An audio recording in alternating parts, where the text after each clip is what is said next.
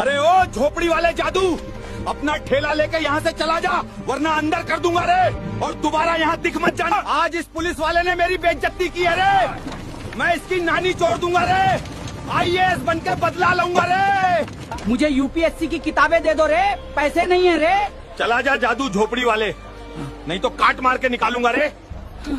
मैं तो गरीब झोपड़ी वाला जादू हूँ रे, UPSC के लिए पैसे कहाँ से लाऊं रे।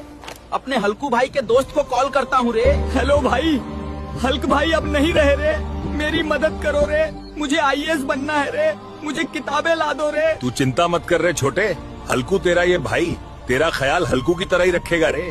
बस थोड़ी मैं किताबें लेके आता हूँ रे। ये ले छोटे, तेरी UPSC की किताबें, जी लगाकर पढ़ना रे। मैं तेरी पूरी मदद करूँगा रे। थैंक यू भैया रे।